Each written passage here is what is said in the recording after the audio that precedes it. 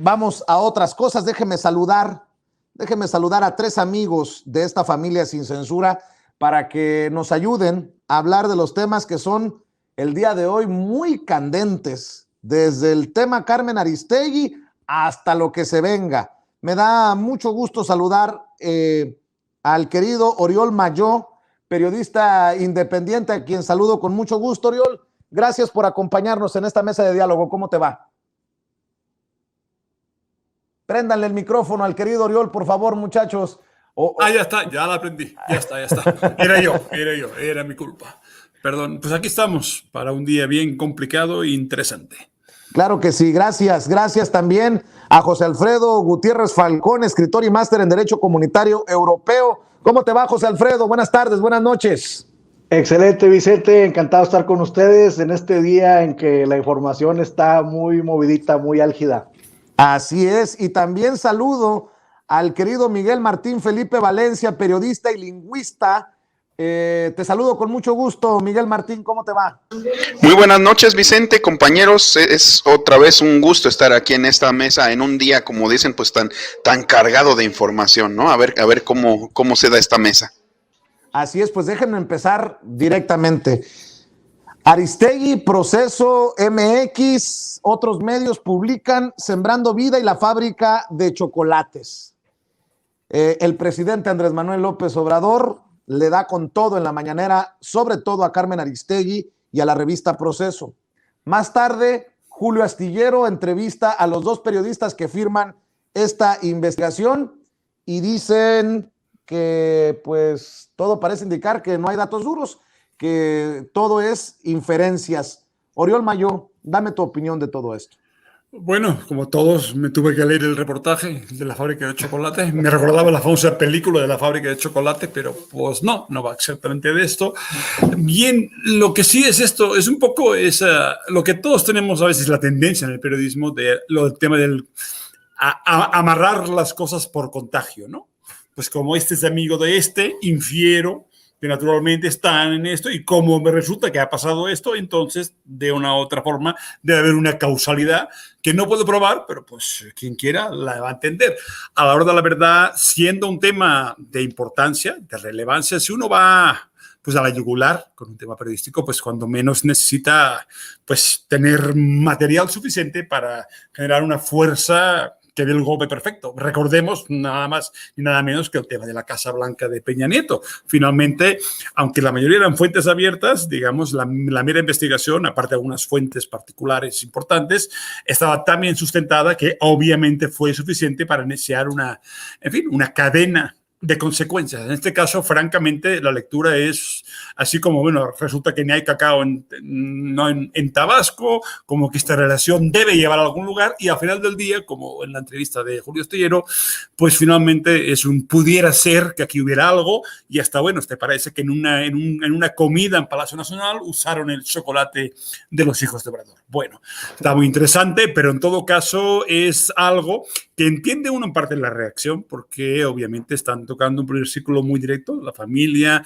los hijos en este caso, y obviamente había unas ganas, bueno, yo no creo que ya no hay ningún familiar de Obrador que no haya sido investigado por activa y por pasiva, sacando videos antiguos, pero en todo caso me parece que ha sido pues algo fallido realmente, y además en el sentido, bueno, una investigación creando esta clásica alianza de medios para un impacto más fuerte, pues no es suficiente, y ameritaría justamente, creo yo, pues algún tipo de fe de ratas, de consideraciones de qué estamos haciendo con todo esto. Si tú realmente quieres y tienes todo el derecho a investigar y decides que aquí hay una beta a seguir, pues síguela bien. 7 meses para esto, finalmente, pues una llamarada de petate, en ese sentido me parece que no es la forma, desvirtúa incluso mucho de algunas formas colaborativas que han habido, incluso en estos medios anteriormente, y por tanto me parece que es parte de echarle el fuego habitual a esa polarización, a ese 15% que consideran que aquí tiene que haber la corrupción que no se nota, que no se ve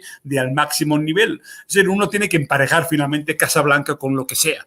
Luego, si la fábrica de chocolate no es ni blanca, ni está en las lomas, ni acaba de funcionar, ni finalmente pues no hay muchos elementos por donde atacar, pues bueno, en cuanto menos podemos pasar a la siguiente fase, que es la polémica, la cuestión que hablaremos después de Aristegui, su periodismo y la reacción del presidente. Pero finalmente, la chicha y la limoná pues no están en ningún lugar y sinceramente pues es una forma de denostar el mismo periodismo de investigación o colaborativo que dio frutos interesantes, que los ha tenido, aunque muchas veces han sido, por desgracia, frutos de agendas editoriales marcadas por algún tipo de confrontación en las élites. Recordemos que algunas de las mejores investigaciones de mexicanos contra la corrupción fueron del 2016 al 2018 en un contexto de enfrentamiento entre parte del PRI y Claudio X González, que permitió una cierta agenda de golpeteos con varios temas que todos conocemos. Pero en este caso, y sinceramente, bueno, ha sido, digamos, un intento como fallido, que al menos ahora se recubre con el tema de la discusión sobre Aristegui, que luego hablaremos, pero que ya es otra cuestión y también muy interesante. José Alfredo, veo que tú también en redes sociales has expresado tu opinión acerca de esta investigación. ¿La consideras nefasta? Palabras duras para medios y personajes tan respetados como Carmen Aristegui y la revista Proceso. Sí, pues definitivamente lo más nefasto, creo que hay un entorno, Vicente. Yo creo que tiene que ver que 2 días después de la presentación de este Frente Amplio Nacional Cívico, que ni es frente, ni es nacional, que ni es frente, ni es amplio, ni es nacional, viene esta investigación, y creo que me imagino yo que estuvieron diciendo, bueno, ¿qué podemos sacar después del anuncio de este frente? Bueno, pues, a ver, júntense entre todos estos que de plano de veras dan risa, Aristegui, Proceso, Notas, Pauta, MX, Mega Noticias y Conectas, o sea, se juntaron para hacer eso, Vicente. ¿Cómo? No entiendo. O sea, yo cuando escuché a Ricardo Sevilla, cuando estaba hablando contigo y que decía Ricardo que tuvo que tener mucha paciencia para terminar el texto, dije, a ver, vamos, no, créeme que es dificilísimo acabar de leer, y te admiro mucho porque tú te lo echaste de corridito al aire. Es incomprensible, es ridículo, es de no creerse que todos estos medios que han tenido un papel destacado, bueno, refiriéndome a Aristegui y a Proceso, en algún momento de la historia del país, salgan con eso, ¿no? Como decía Oriol, pues la Casa Blanca, ¿no? Pero sacan esto como si fuera una super investigación, y después los mismos autores, como tú dices, dicen con Julio Estiero, no, pues solo hay inferencias. Entonces dice uno, bueno, entonces, ¿de qué se trató? ¿De qué se trató esto, no? Entonces, todo este entorno me parece nefasto, por eso lo califico de nefasto, porque, o sea, todos se juntaron para hacer eso, para mostrar eso, para mostrar esa pobreza de investigación,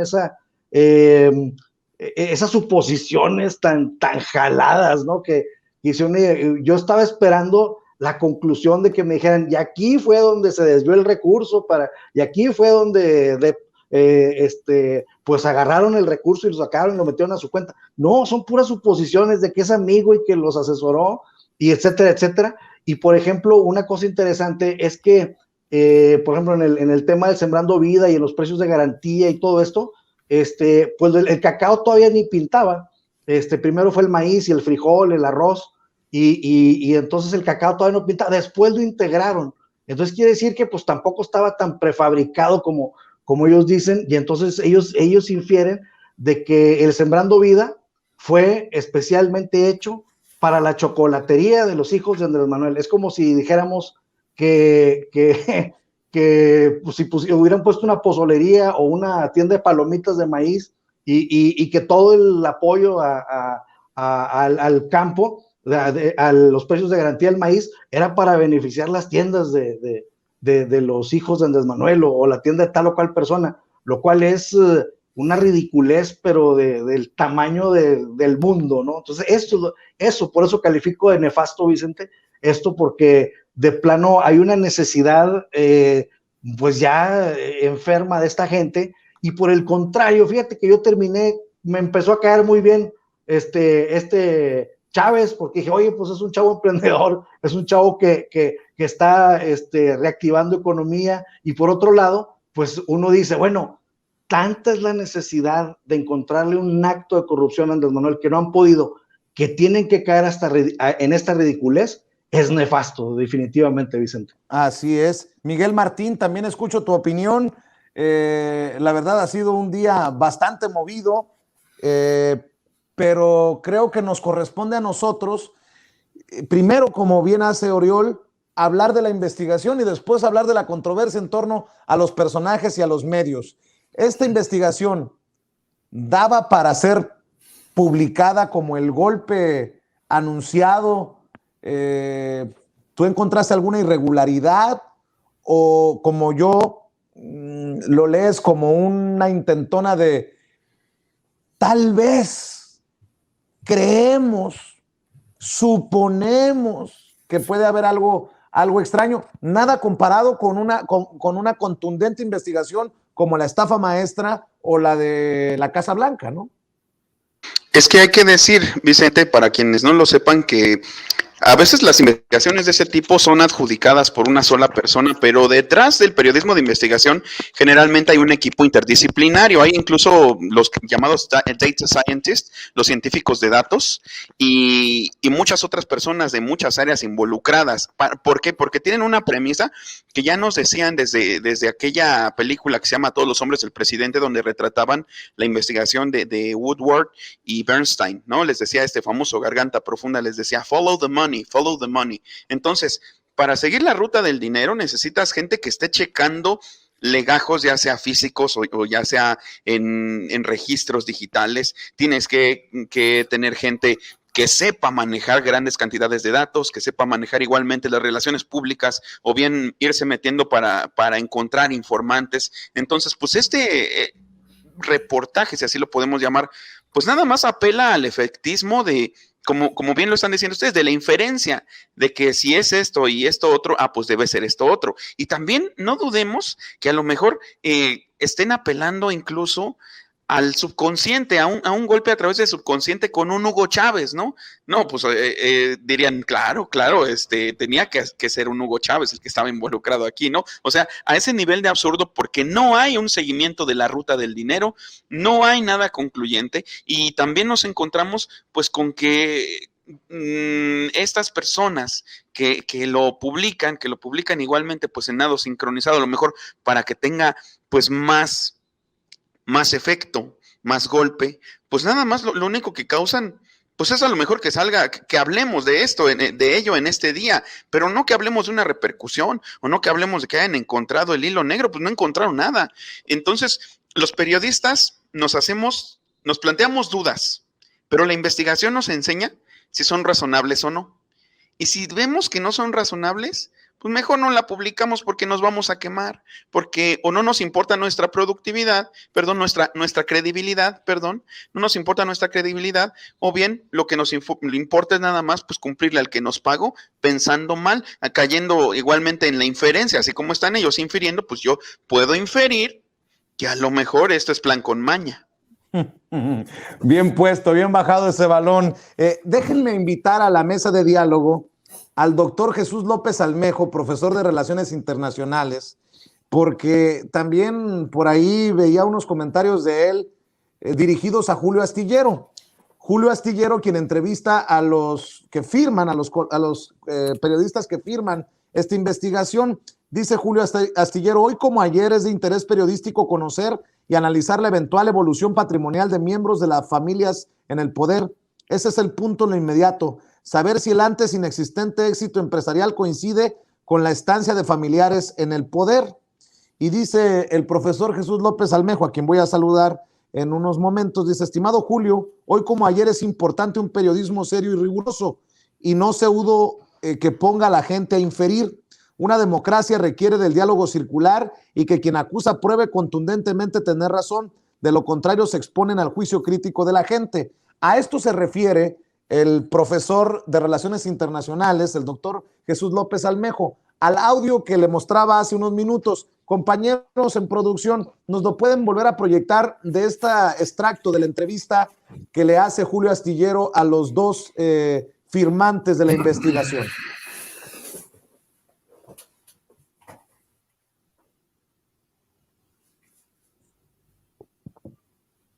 Compañeros, vamos a ver y escuchar parte de la entrevista que le hace Julio Astillero a estos periodistas que firman esta investigación sobre los presuntos negocios con el cacao de los hijos del presidente Andrés Manuel López Obrador. Échenmelo.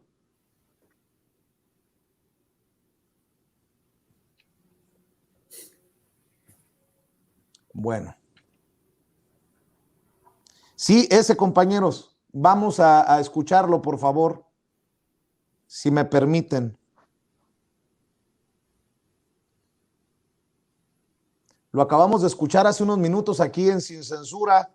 Me sorprende que no lo encuentren por ahí en nuestros archivos. Les ofrezco una disculpa a usted que nos está viendo y escuchando. Compañeros, adelante. Hay vasos comunicantes claros, directos e ineludibles, es decir, hay pruebas tajantes de esa relación que beneficia al hijo de López Obrador, ¿o es una inferencia de datos?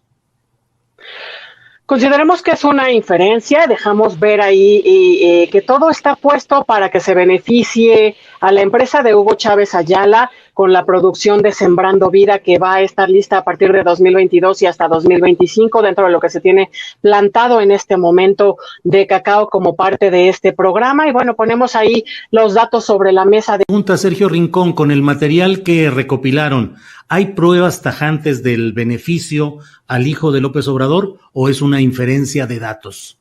Es un reportaje que abre la conversación, Julio, sobre todo porque la producción de cacao todavía no está, sino que se espera hacia 2022, el próximo año, y es ahí donde veremos quiénes realmente son los reales beneficiarios del programa, si realmente son los productores, los pequeños cacaoteros que están ahí, que no tienen una cadena de comercio, de exportación, o son estas personas que ya tienen todo, toda la cadena, ya está construido todo, incluso tienen empresas en el extranjero.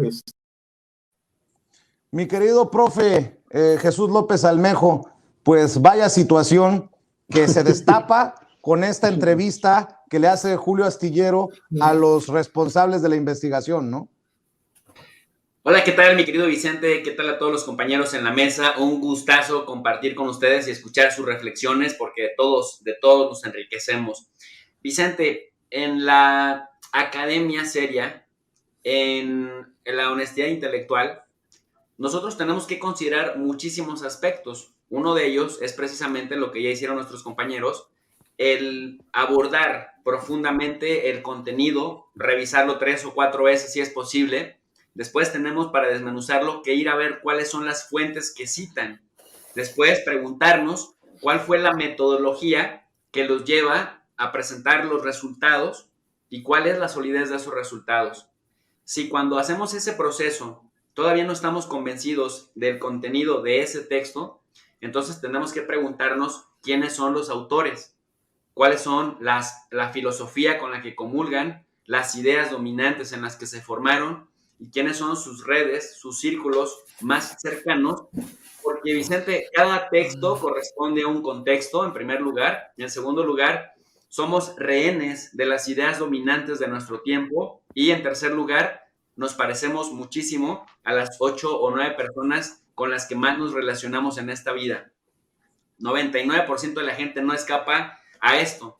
En ese orden de ideas, cuando uno se pregunta quiénes son, para decir algo diferente, Tania Gómez, y quién es, por otro lado, este señor Sergio Rincón. Sergio Rincón es un odiador a muerte de López Obrador, pero de estos odiadores recalcitrantes que desde el año 2011 han estado aventando tweets al estilo de Brenda Lozano, durísimos en contra del presidente. Lo tacha de payaso, lo tacha de ser el principal enemigo del movimiento, lo tacha además de ser una persona que vive con lujos y que no se hace autocrítica, lo tacha también de ser una estrella de Twitter, en sí de ser corrupto. Y Tania Gómez Tania Gómez abiertamente ha dicho que es una admiradora de Lorenzo Córdoba y es admiradora también del trabajo de Carlos Loret de Mola.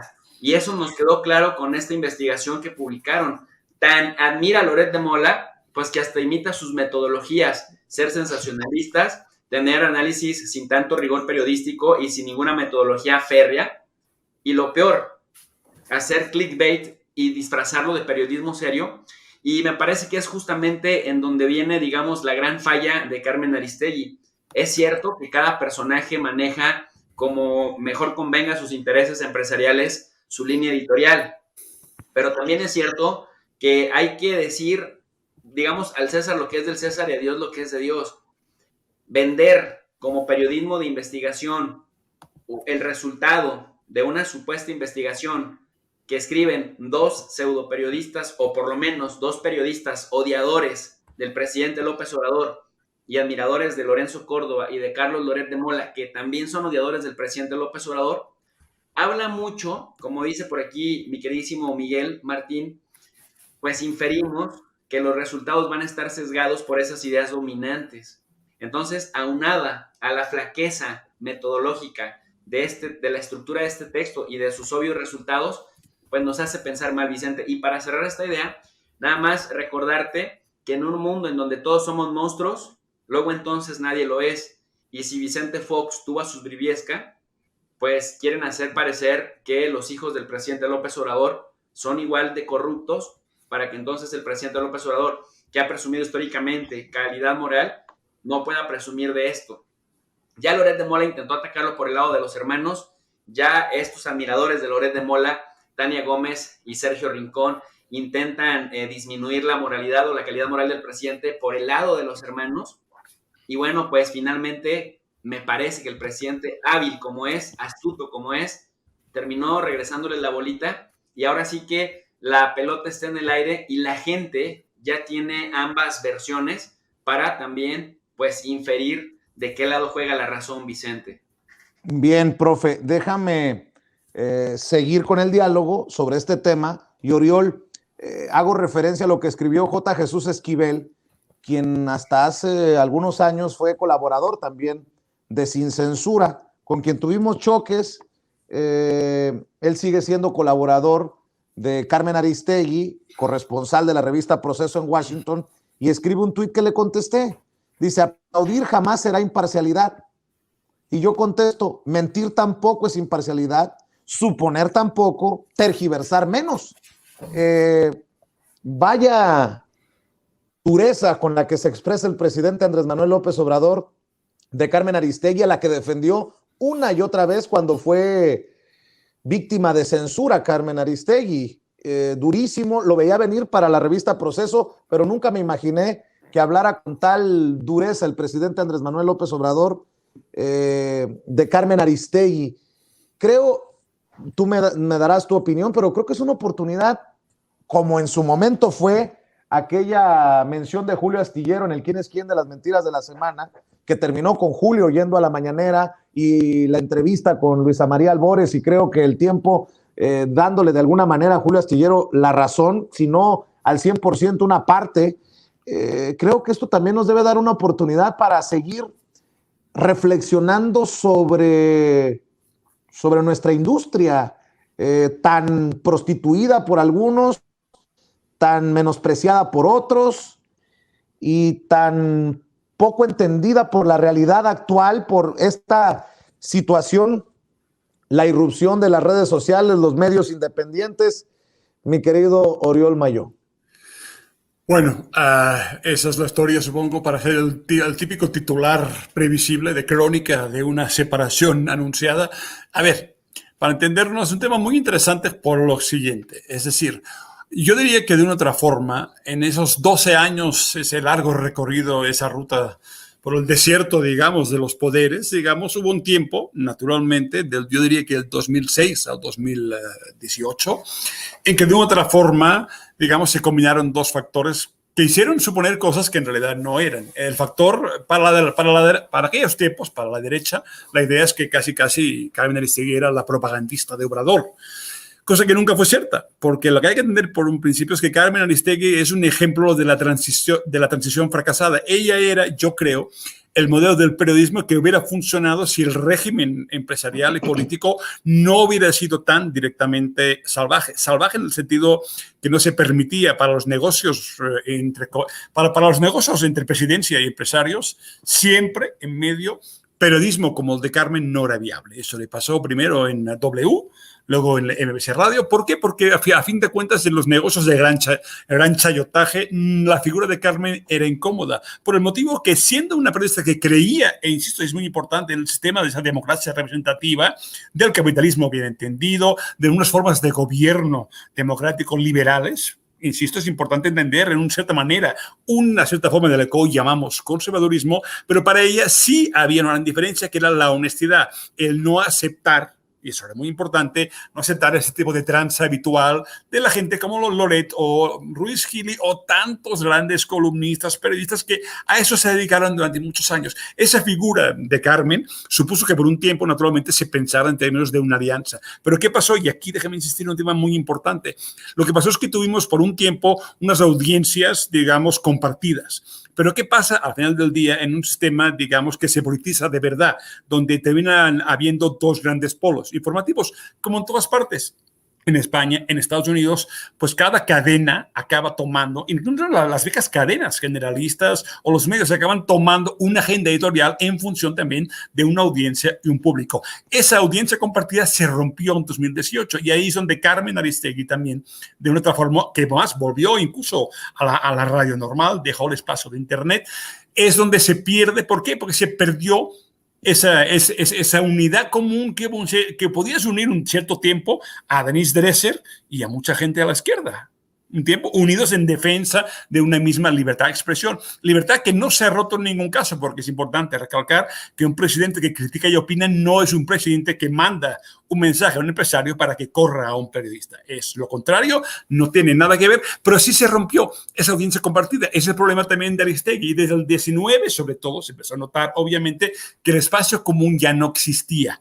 De una otra forma, las ideas de Aristegui consisten en que todo poder gubernamental tiene algo de perverso malo que hay que investigar. El mundo de la empresa generalmente solo quedan algunas manzanas podridas, pero es bueno en general, y la sociedad civil es buena, es casi intocable porque es el referente de la transición. Dicho esto, poco a poco, naturalmente, ¿qué pasó? Eso pasó, ¿se acuerdan? Por ejemplo, la discusión sobre las tertulias de Aristegui, que ella misma tuvo que generar una tertulia del lunes un poco menos anti-AMLOísta y otras anti-AMLO. Pero el problema es que las audiencias no se mezclan en ningún país del mundo. Yo no conozco, a ver, es como si mezclamos a Fox News con CNN o mezclamos a la SER con la COPE en España, con públicos que son contrapuestos completamente y que ya no comparten un ideario común de ninguna forma. Eso explica en gran parte que al final esa separación se haya visualizado, se haya conformado en el momento en que Aristegui poco a poco también ha tomado un poco esa visión de la defensa de la sociedad civil frente a los posibles abusos del poder, que ha sido siempre su lógica, pero que en este caso topa con una parte de la audiencia que fue suya. Todos fuimos de otra forma compañeros de viaje con Carmen Aristegui. Todos hemos compartido la defensa constante y en todo momento de su libertad de expresión frente a las empresas que, digamos, la han coartado una y otra vez. Pero en este momento clave de la historia hay una audiencia que también comparte una identificación con un proyecto político de transformación, que ya no cree que todo gobierno sea malo y que por tanto solo queda la sociedad civil, las ONGs, sino que hay unas ideas claras, en verdad, que defiende un presidente. Y eso explica también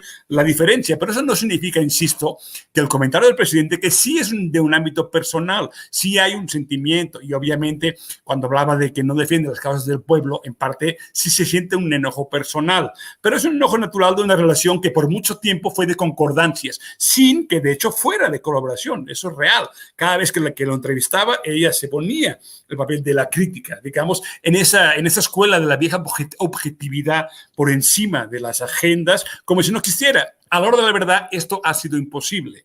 En el contexto de polarización de México, pues no hay ninguna línea editorial que no se vincule finalmente a uno u otro sector. Y esto ha acabado pasando y creo que el error aquí, en ese caso, de Aristegui, porque si algo ha tenido siempre es una cierta seriedad en la veracidad, en los datos. Yo recuerdo incluso cosas que se hablan poco. La investigación sobre Monex en 2012 fue importante, por ejemplo. Esa sensación de una lucha importante, sustentada en investigaciones bien coordinadas, en ese caso se perdió, aunque obviamente se puede decir en su favor que la investigación era un paquete de varios medios, una alianza de medios que, por cierto, creo que en ese sentido genera un problema de agenda. Una alianza de medios que consiste en una agenda política también vinculada a una ofensiva conservadora y opositora acaba también generando la sensación de que también uno acaba en manos de una agenda que no es la propia de un periodista, sino de un proyecto político que, aunque no sea el tuyo, acabas conformando. Para decirlo en plata, finalmente decidió por una audiencia. Esta decisión lleva 3 años realmente. Se ha roto lo que fue el espacio común entre Aristegui y una parte de la gente que transitamos durante 12 años en una lucha muy dura por cambiar algo de este régimen de corrupción política y empresarial. Pero al final del día, pues también se nota que digamos que ya no es posible seguir juntos. Por eso te decía, es una crónica de una separación que ya existió, que ahora se visibilizó en un divorcio abierto y claro, que como todo divorcio implica sentimientos. Y ahí se nota también, por cierto, a diferencia de Loret de Mola, que obviamente pues ahí nunca hubo amor alguno. En el caso de Aristegui sí hay muchas cosas muy compartidas por mucha gente que por tanto implican un sentimiento muy personal de una división que existe y que es real, porque, y insisto aquí y acabo aquí, no puede ser que alguien pueda creer que puede manejar 2 audiencias a la vez, como Aristegui creyó, porque por durante 12 años esto fue viable. Al no tomar posición, sí ha tomado posición, y este artículo, esa marca de Aristegui en esa combinatoria que fue el reportaje de la fábrica de chocolate, también es una forma de determinar y explicitar que es parte de un frente también periodístico. Quiera o no quiera, ahí está la posición, y en la lucha de audiencias y en la agenda editorial, ella sí está en una posición muy concreta, aunque a diferencia de otros, tiene una credibilidad y una honestidad que otros no tienen, y que, insisto, yo apuesto a los divorcios civilizados, por tanto creo que hay que evitar siempre la rejosidad, el exceso, digamos, y cuando hay temas que son ciertos, como tú mencionaste en el caso de Julio Astillero y lo de la Sierra de San Miguel y todo, pues hay que darles la razón. Ahí no importa tampoco que a veces desde una política, digamos, o una agenda contrapuesta, haya verdades. Si hay verdades, servirán para que, por ejemplo, confrontemos lo que pase en algún lugar o en algún estado. Es importante siempre mantener ese respeto fundamental que ha sido la base durante mucho tiempo entre gente que hemos compartido muchas cosas, pero es importante que se visibilice también lo que está pasando, y creo que es bueno, y no hay nada de malo tampoco entender que las cosas han cambiado radicalmente desde el 2018. José Alfredo, leo en redes sociales a una persona que escribe, Mónica O. Defender a un periodista que miente solo por tener un nombre reconocido es como los que defienden el café de Starbucks solo por la marca, aunque sepa de la fregada. Yo pregunto, ¿qué tan duro es este golpe a la credibilidad de Carmen Aristegui cuando el presidente dice que es una investigación mentirosa? Cuestionando, obviamente, la credibilidad tanto de la revista Proceso como de la propia Carmen Aristegui en la mañanera. Creo que es un golpe bastante duro, pero que lo ha venido construyendo Carmen sola. Es decir, el presidente Andrés Manuel López Obrador siempre nos dice, es momento de definiciones, fuera máscaras. Entonces yo siento que esto fue decir, aquí me defino y fuera máscaras, y esto es lo que está ocurriendo. Nunca hemos estado aliados, por decirlo de una manera, porque la verdad es que muchos de nosotros pensábamos que Aristegui tenía simpatía por Andrés Manuel López Obrador, pero algo que dice Oriol, déjame ejemplificarlo con los personajes que están en los programas de Carmen Aristegui. Por ejemplo, Lorenzo Meyer contra Denise Dresser, es decir, una disparada totalmente hacia lo neoliberal, y pues Lorenzo Meyer entendiendo totalmente el gobierno de la 4T. Entonces, Oriol, estoy completamente de acuerdo con él, porque la realidad rebasa a Carmen y de pronto no hay a dónde colocarse, y pues bueno, por eso el presidente dice, es momento de definiciones, porque ante un trabajo tan cuestionable, tan pues con tantas falta de objetividad, pues entonces creo que Carmen, como también dice Oriol, pues tomó una decisión de a qué mercado iba, porque definitivamente ese artículo es de nicho, porque no es, o esa pseudo investigación es de nicho, porque va a gente que, por ejemplo, nada más lee los titulares y comparte esa información sin entenderle siquiera. Te soy honesto, yo pensé que no le había entendido muy bien al texto, pero cuando escucho decir de los autores lo que yo había entendido, dije, no, pues sí es lo que yo entendí. O sea, es tan ambiguo, es tan mal hecho, sinceramente, que hasta uno dice, pues a lo mejor no le estoy entendiendo, pero ya cuando los autores te dicen lo que tú entendiste, dices, no, pues entonces sí. Entonces, yo creo que eso, Carmen Aristegui toma esta decisión y creo que ya no le importa mucho su prestigio con nosotros que la defendimos con lo de MBS, con lo de W Radio. Yo incluso estaba buscando varias columnas que escribí defendiendo a Carmen Aristegui en ambos casos, tanto con MBS como con W Radio, y lo comentaba aquí en la casa con mi esposa. Le digo, oye, ¿no has visto esta columna que yo escribí? Dice, no, pues por ahí anda, no la encontré. Pero nosotros hemos defendido a Carmen Aristegui. Por ejemplo, nosotros marchamos con Javier Sicilia y con Emilio Álvarez y Casa y con Epigmenio Ibarra, cuando fue la marcha que llegamos a la UNAM, y ahí estuvimos, y luego volvimos a marchar, y después se hizo otra marcha más grande. Pero ahora, si ponemos a Epigmenio, a Javier Sicilia y a Emilio Álvarez y Casa, pues yo creo que ahora Epigmenio andaba con la cámara al hombro, grabándolos tanto a Javier Sicilia como a Emilio Álvarez y Casa, y pues bueno, ahora la realidad es muy diferente. En dónde están unos y en dónde están otros, o en dónde están unos y dónde estamos otros, que andábamos en lo mismo, pero la realidad nos ha ido separando, y creo que es exactamente lo que le ha pasado a Carmen Aristegui, y como dijo Oriol, muy bien dicho, pues tomó una definición. Miguel Martín, ¿cambiará algo en el mundo del periodismo mexicano este caso emblemático de Carmen Aristegui? Porque entiendo que el presidente critique a Loret de Mola. Incluso se podría entender la crítica o la mención de Julio Astillero en el quién es quién de las mentiras de la semana. Pero esto dará para que también se repiense de diferente manera ese periodismo, entre comillas, militante, ese periodismo que yo creo que no existe, objetivo, porque todos tenemos una opinión y un sesgo. ¿Veremos algo diferente en el mundo del periodismo y de las comunicaciones con este caso en particular? Porque después de Aristegui, ¿quién sigue? Yo no veo otro personaje de ese calibre que pueda ser señalado como lo hizo el presidente y que genere tanta conmoción, tanto ruido.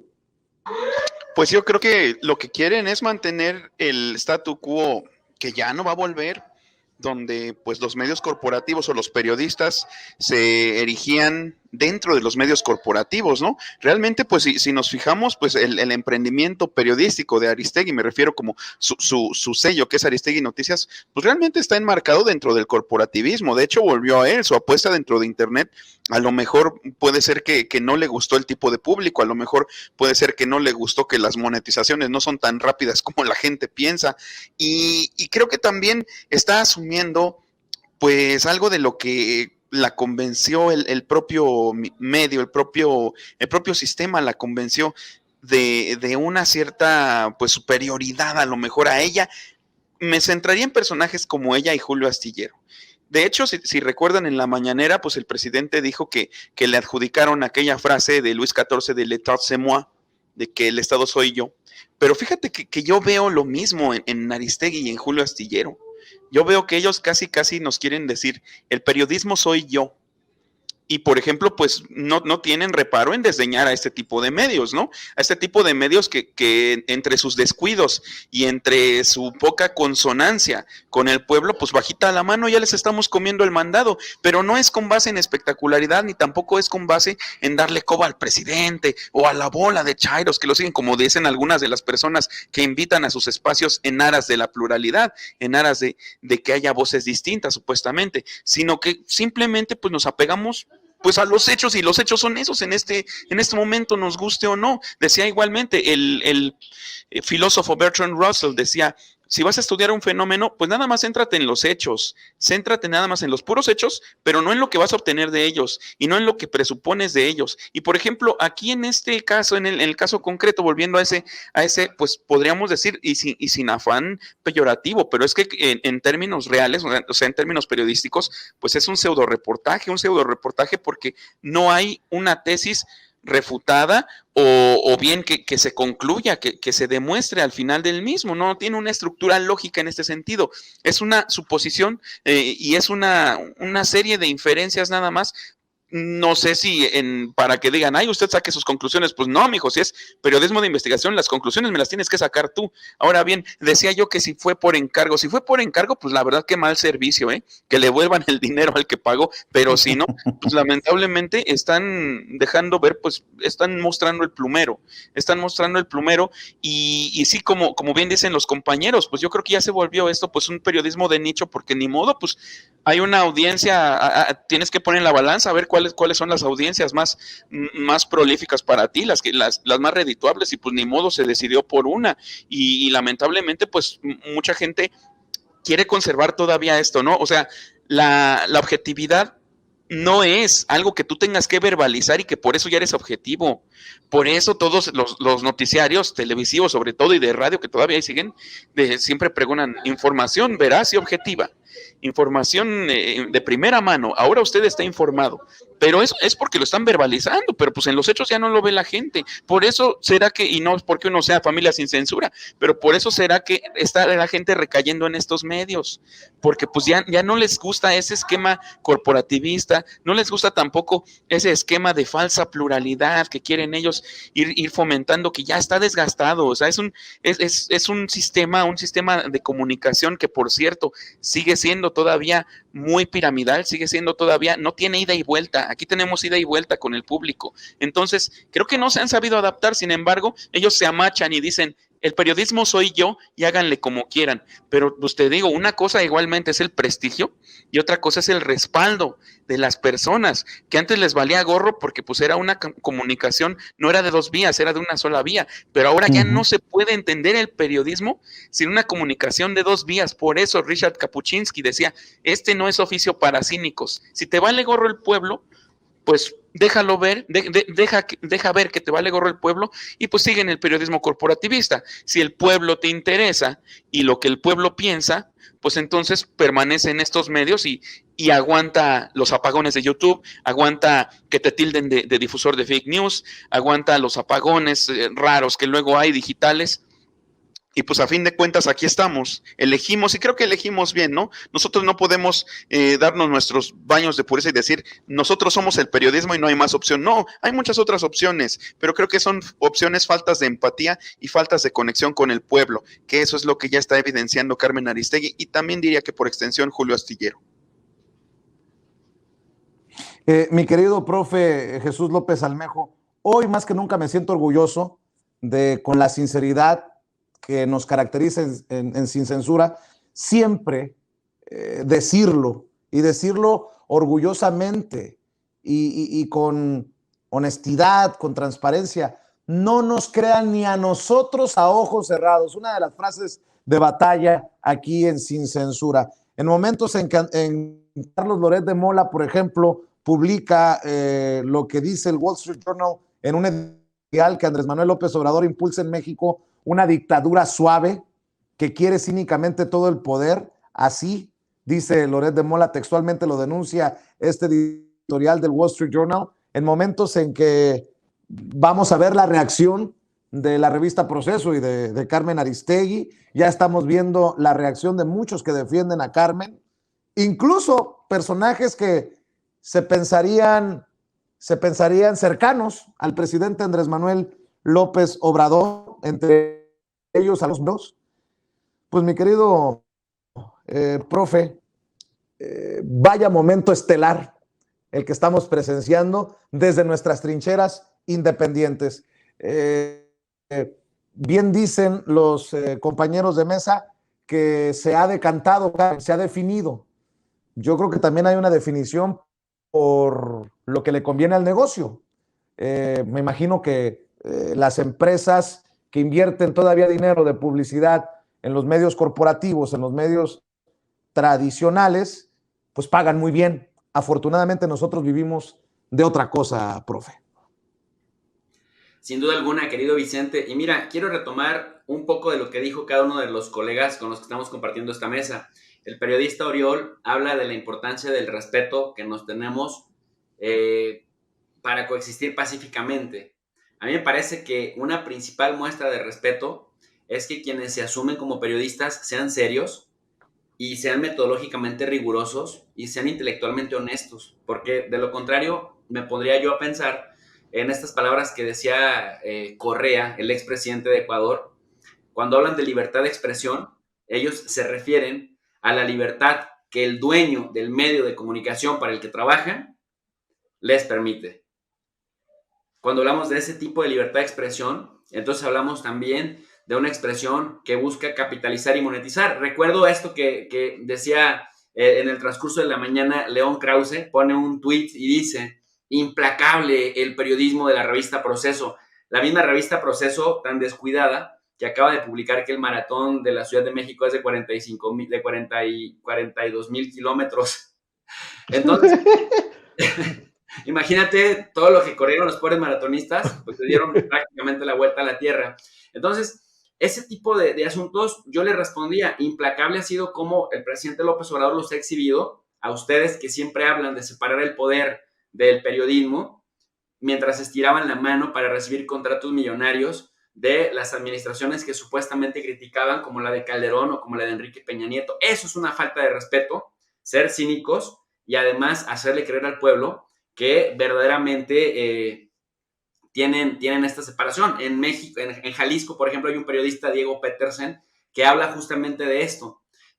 Siempre habla de que el poder y el periodismo tienen que estar separados, cuando toda su familia siempre ha estado metida en la política en los más altos niveles del estado. Su hermano ha sido presidente municipal de Guadalajara por el PAN, otro hermano ahora forma parte del grupo, o primo hermano del grupo de Enrique Alfaro como secretario de gobierno, el mismo hermano que fue presidente municipal de Guadalajara en 2 ocasiones también fue ya secretario de salud. Y entonces, ¿de qué me habla cuando viene a decirnos, a darnos cátedra moral de periodismo serio y riguroso, y de que el periodismo tiene que estar separado del poder político, cuando pues viven ellos mismos directamente, no cumplen con lo que predican? Retomando lo que decía, por ejemplo, el profesor Falcón, de que llegó a marchar con farsantes como Emilio Álvarez y Casa, el creador profesional de organizaciones de la sociedad civil organizada, para luego catapultarse políticamente, como lo hizo con este movimiento que se llama Ahora, que lo único que le sirvió fue para negociar con Ricky Riquín Canallín una senaduría en el PAN, y ahora se está lanzando como de los principales promotores del Fresín. De lo único que te hablan es que utilizan palabras bonitas, palabras rimbombantes, palabras que traen de Europa o que traen de Estados Unidos, con ideas supuestamente frescas y modernizadoras, que hablan de la sociedad civil organizada, que en realidad son puras patrañas, Vicente, que utilizan para después poder justificar una ambición política propia y personal sin efectos positivos para la gente. Y de ahí podemos sacar a varios personajitos que siempre estuvieron hablando durante los años de Felipe Calderón o de Peña Nieto, de la importancia de fortalecer a la sociedad civil y de organizarla para después ellos mismos candidatearse a puestos de elección popular, aprovechando el foro que les daban los medios de comunicación por ser líderes de la sociedad civil organizada. Entonces, ni se definen como activistas, ni se definen como periodistas, ni se definen como políticos, o pretenden serlo todo, como el mismísimo Pedro Ferriz de Com, que se siente activista, se siente asesor de finanzas, se siente periodista, se siente político. ¿Sí me explico? Quieren jugar en todos los bandos, pero lo hacen desde una postura muy deshonesta, y eso es faltarle el respeto también a la gente. Y finalmente, con esto último que decía Miguel Martín, retomarlo, ¿hasta dónde la falta de seriedad te puede hacer perder credibilidad? En el sentido de que, como bien dice Miguel, si este trabajo fue creado y fue pagado por encomienda para golpear la imagen del presidente López Obrador, a sabiendas de que López Obrador es un ajedrecista y que se las va a devolver suavecito, pero hasta adentro, pues fue una muy mala inversión, porque ¿cómo te pones a contratar a dos periodistas furibundos anti-AMLO sin ver el trabajo que han hecho anteriormente para ver hasta dónde podría darles alcance, hasta dónde les podría alcanzar, pues, para realmente asestar un golpe mortal en el blanco, como el de la Casa Blanca? Porque imagínate, pones a la investigación de la Casa Blanca y la comparas con Sembrando Vida y el tema del cacao o del chocolate, pues prácticamente, Vicente, solitos se meten el pie. Y bueno, para otro tema que yo quisiera comentar, Vicente, el de los woks, el de los buena ondita queda bien, los pseudoprogres de izquierda, a los que el presidente también hoy en la mañanera les dio un repasón, estos que hablan de ser autocríticos, que se sienten moralmente superiores al presidente y que se sienten incluso intelectualmente superiores al punto que hasta le dan consejos de cómo tratar al periodismo o cómo no tratar al periodismo,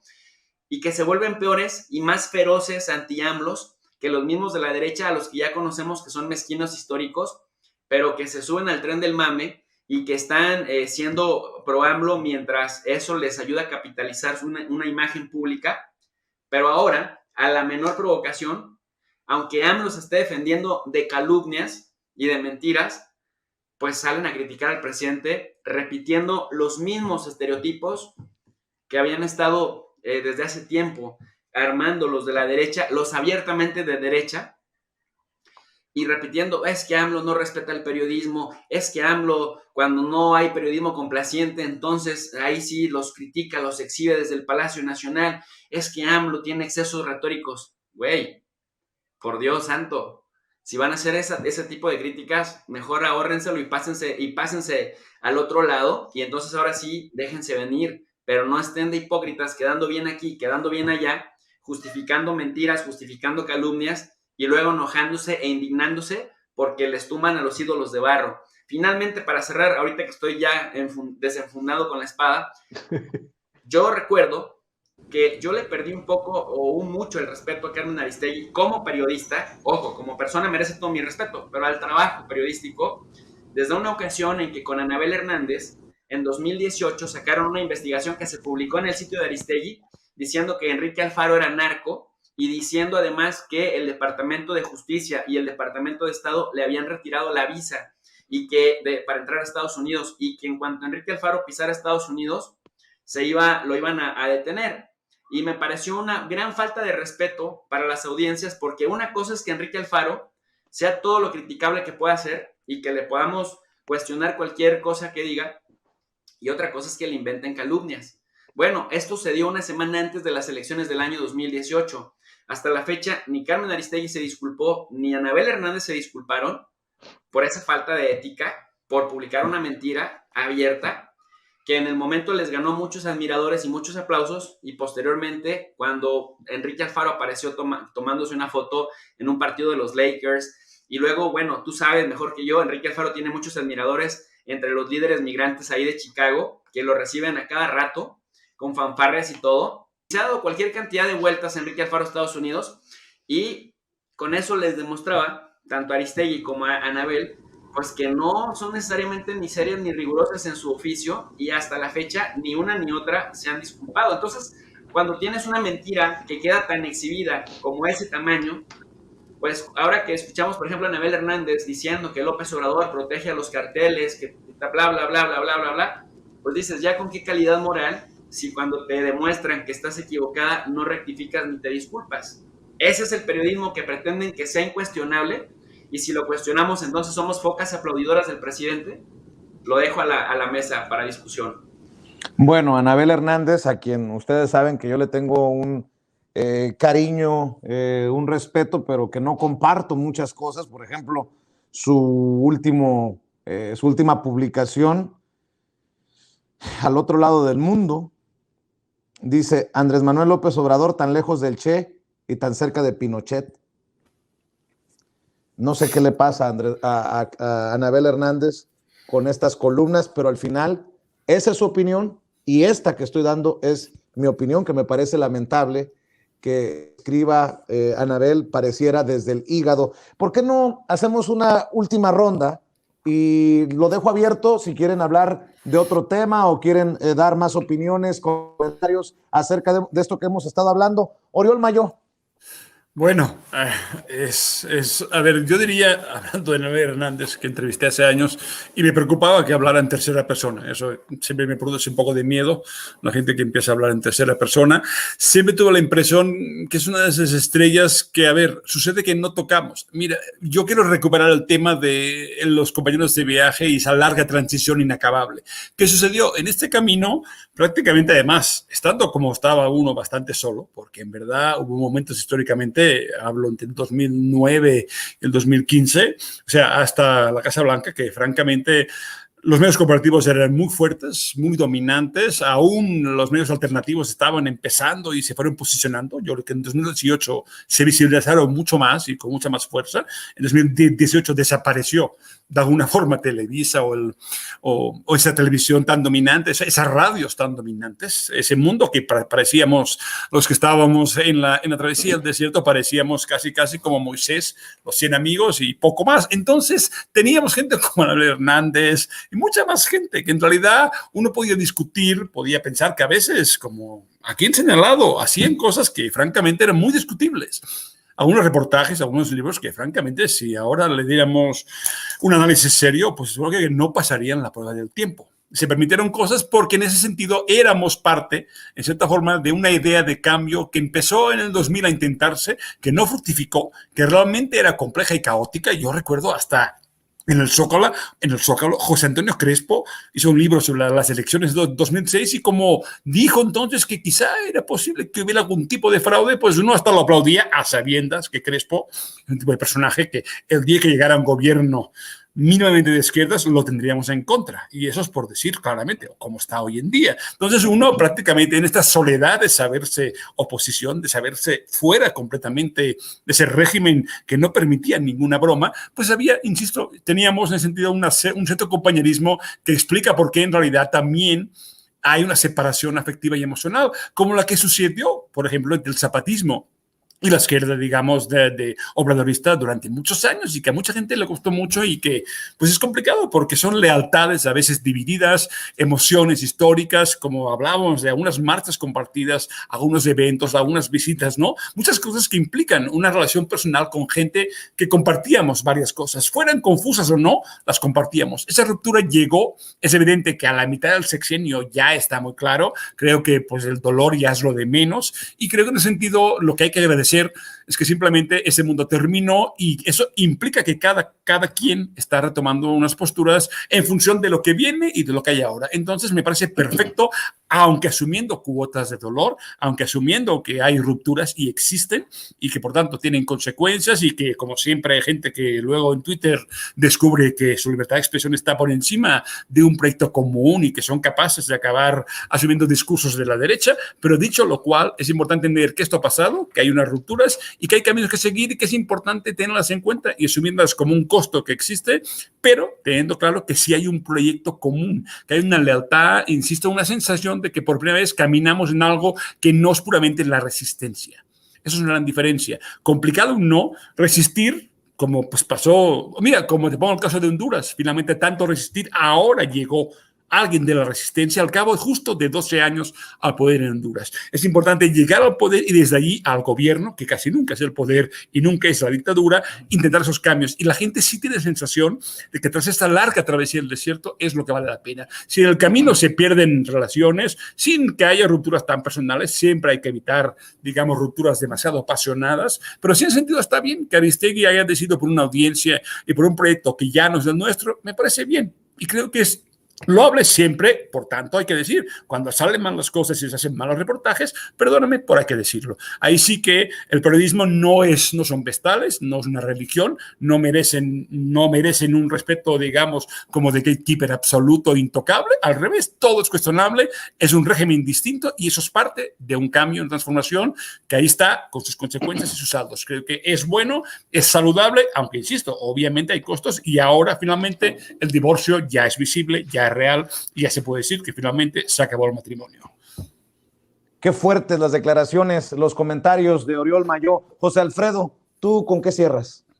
Pues mira, Vicente, estamos por presenciar el miércoles este mensaje que va a dar Andrés Manuel López Obrador en el Zócalo. Venimos de gobiernos corruptos y que no cumplían. Ahora es de dominio público que Andrés Manuel López Obrador no es corrupto y que sí cumple. Hace 3 años exactos hizo 100 compromisos ante la nación y de los cuales ha cumplido 98. Los únicos que le faltan son trasladar las secretarías de Estado a las diferentes entidades federativas que ya han sido mencionadas y resolver el tema de los jóvenes de Ayotzinapa. Todo lo demás ha sido cumplido y superado con mucho, porque ha hecho mucho más de lo que ya se había comprometido, de tal suerte que de aquí en adelante, pues los periodistas que ataquen a Andrés Manuel López Obrador por corrupto o por incumplir, pues estarán mintiendo. Entonces, a partir de este mensaje, va a haber mucho más definiciones.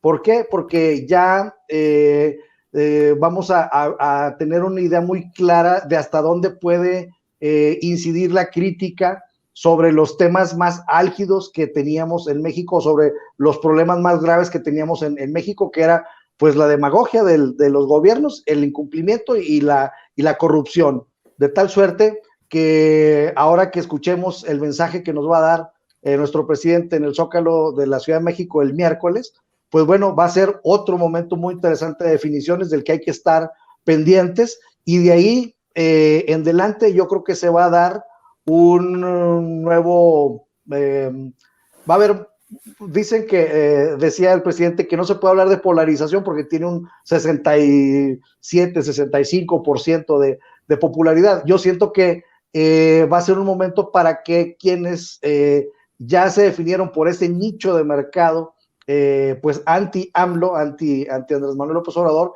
pues se van a destacar más, se van a aislar más y van a estar ahí. Y creo que nosotros pues nos vamos a estar dedicando a temas muy interesantes que vienen dentro de la Cuarta Transformación Nacional. Y con esto me quedo, de que estemos muy atentos para dónde van a agarrar unos y para dónde vamos a agarrar otros. Miguel, ¿cómo ves? ¿Con qué cierras tú? Pues fíjate que vimos yo creo que el nacimiento en el 18, un poquito antes del 18, del periodismo real y no corporativo en contacto con el pueblo. Creo que corren buenos tiempos para nosotros. Creo que es un área de oportunidad ver que la gente pues agarra su bando, ver que se montan en su macho, de decir, no, los únicos periodistas aquí somos nosotros, y de que mantienen pues ese halo que tenían antes de que yo soy la credibilidad, yo soy la metodología, yo soy el propio periodismo en sí encarnado. Pues creo que nosotros lo debemos de capitalizar, porque nosotros de entrada pues aquí llegamos no solo con toda la convicción pues de ser objetivos, porque no tenemos nada que nos respalde en cuanto a una gran corporación. La gran corporación que aquí nos abre un poquito espacio, pues resulta que ni siquiera ella nos consiente, ¿no? Cuando quiere nos quiere cerrar la boca. Entonces, más nos vale a nosotros, porque así funciona este medio, más nos vale a nosotros mantener no solo la credibilidad, sino también, o por lo tanto, la cercanía con el pueblo. Porque pues eso es lo que ya no tienen estas personas, ya no tienen credibilidad, porque todo eso estaba soportado por un discurso que era invasivo y que en todo momento te estaban repitiendo que eran ellos, que eran los dueños de la credibilidad, casi los dueños de la verdad, aseveraciones muy peligrosas y muy megalómanas, pero que prácticamente pues era de lo que nos tenían convencidos. Y ahora pues nosotros creo que tenemos que capitalizar precisamente estas falencias, esta decadencia del periodismo corporativo, y creo que para nosotros corren tiempos muy buenos, corren tiempos halagüeños, nos tiene que ir bien junto con el pueblo, porque somos me parece que pues periodistas del pueblo, sin que esto suene demagógico, pero somos periodistas del pueblo, somos gente que le apostamos a estar mejor en contacto con la gente, y no me refiero con la gente que paga grandes sueldos y te dice qué callar o qué decir o qué gritar, sino simplemente pues con aquellos que querían información y que supimos de cierta manera, tratamos de entender que hay una necesidad de información objetiva. Ya saben que pues, la objetividad no existe, pero a lo mejor en apego a unas ciertas convicciones sin traicionarnos. Y para nosotros, para todos los que estamos en esta mesa, creo que no vamos a decir que estamos del lado correcto de la historia, pero al menos lo estamos haciendo con una convicción que nos hace estar seguros de que no vamos solos en este camino. Muy bien, cerramos, profe. Jesús López Almejo, tu comentario para cerrar esta mesa de diálogo. Sí, pues mira, querido Vicente, estaba viendo que algunas personas me estaban reclamando por qué yo, siendo un doctor en relaciones internacionales y teniendo un canal de relaciones internacionales, hablo tanto de política mexicana. La primero, porque soy mexicano. Lo segundo, porque defiendo la verdad y la justicia. Y lo tercero, es porque hay patrones de conducta de los que México es un caso paradigmático que posteriormente lo vemos reflejado en otros países. Esto mismo que estamos viendo lo están viviendo la sociedad salvadoreña, con el diario, por ejemplo, El Faro, todo el tiempo yéndose a la yugular de Nayib Bukele. Lo estamos viendo en Colombia, todos los medios de la derecha, los medios tradicionales, yéndose a la yugular a Petro, el equivalente de AMLO en Colombia, o, por ejemplo, lo que le están haciendo en este momento a Pedro Castillo en Perú, la derecha mezquina, que a través de los medios corporativos, de los medios tradicionales, empezaron a difundir la idea de que era preferible votar por la corrupta Keiko Fujimori antes que por el comunismo de Pedro Castillo, pues hoy en día no lo están dejando gobernar. Entonces, cuando nosotros observamos la experiencia ecuatoriana, la experiencia brasileña de los medios corporativos que legitimaron el golpe de Estado en contra de Dilma Rousseff, que legitimaron también la calumnia de alguien que era supuestamente un juez imparcial, que por cierto vino a darles clases a muchos derechistas aquí en México y que luego terminó siendo subordinado de Jair Bolsonaro, que dejó fuera de combate políticamente a Lula para que Bolsonaro pudiera ser presidente sin la competencia o sin la sombra de Lula, y que hoy todo ha caído por su propio peso, sabiendo que Lula es inocente de todos los cargos que se le inventaron y que Lula esté de regreso para las elecciones del 2022. Pues son experiencias que vamos viendo en los países más cercanos, en el mismo Honduras, en donde, por cierto, llegó Xiomara Castro, que arrasó por paliza y que se va a convertir en la primera presidenta de ese país, esposa del expresidente Zelaya, que fue derrocado con un golpe de Estado en el que también los medios corporativos de derecha de Honduras callaron. Pues vemos ese mismo patrón de conducta acá. ¿Por qué sí es muy importante hablar en el caso mexicano? Porque México representa esa pauta paradigmática de lo que luego vemos representado en otras experiencias internacionales. Por esa simple y sencilla razón hago perspectiva comparada, y por eso es que un profe de Relaciones Internacionales también se mete a hablar de política nacional, y además con honestidad intelectual. Y como bien dice Miguel Martín, el juicio dirá si estamos del lado o no correcto de la historia, pero sí estamos buscando defender la verdad, no estamos tratando de servirle a ningún interés corporativo, y justamente tratamos de utilizar o de recurrir a la perspectiva comparada, porque eso nos arroja más resultados de hacia dónde van ciertas intenciones de ciertas líneas editoriales. Y bueno, pues fuera máscaras y de a como toque, Vicente. Así es. Si por cualquier razón me saca el sistema, es porque ha sido larga la transmisión y está a punto de dar de sí el jugo del sistema. Pero, profe, ¿por qué no cerramos invitando a la gente para que te apoye en redes sociales?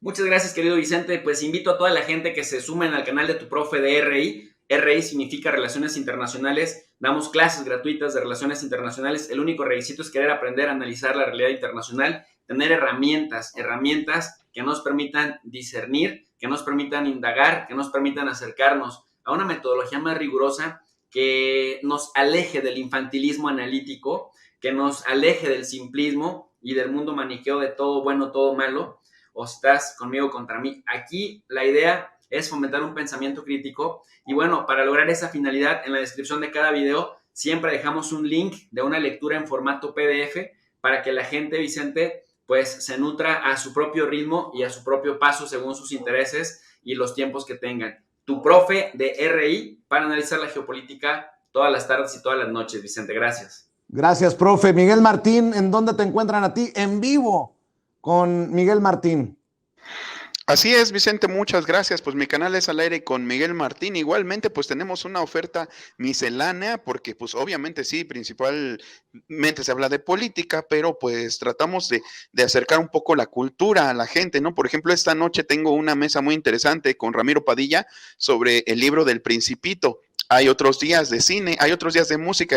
Por ejemplo, el jueves pasado estuve con Fran Toyos en vivo y hasta tocamos en vivo canciones de George Harrison. Entonces, pues esto es basado en lo que digo siempre, que no hay proceso de transformación que no venga acompañado de un nuevo discurso cultural del pueblo y para el pueblo. También me pueden encontrar igualmente en Twitter como @MiguelMartinfe, en Facebook con mi nombre completo, que es Miguel Martín Felipe Valencia, y pues también lean por favor mi columna en Regeneración, que se publica los viernes. Les recuerdo mi canal Al Aire con Miguel Martín. Muchas gracias por esta oportunidad. Gracias, carnalito, gracias por acompañarnos. Profe José Alfredo, ¿dónde te encuentran a ti? ¿Dónde te apoyan? Pues bueno, estoy en Twitter, @Gutiérrez Falcón, en Facebook, J.A. Gutiérrez Falcón, y en mi página, que es gutierrezfalcón.media. Ahí pueden encontrar mis contenidos y en redes sociales, pues para comentar, para ponernos de acuerdo en algún tema. Claro que sí. Oriol Mayo, como siempre, te reitero mi admiración y mi agradecimiento por tu generosidad y por tu paciencia. ¿En dónde te encuentran a ti? Y a ti por darme espacio, que también es difícil hoy en día, no te creas. Bueno, yo siempre en Twitter, @OriolMayo con doble L. No publico mucho porque estoy en el libro de la energía eléctrica, el capitalismo verde y Iberdrola, y la verdad estoy perdido en electrones varios, en esta lucha que es cabrona y difícil, pero que es muy interesante por ver quién controla el tema del sector eléctrico aquí y en todas partes. Pero mientras tanto, me pueden seguir y apoyar si quieren en Twitter, @OriolMayo, y en Tiempos de Furia en la Jornada de Oriente. A los 4 les mando un abrazo, que descansen, muy buenas noches y nos encontramos aquí. Si nos pueden acompañar durante la transmisión especial del miércoles, yo me arranco a la Ciudad de México mañana y nos vemos para estar comentando precisamente las incidencias. Gracias a los 4. Buenas noches.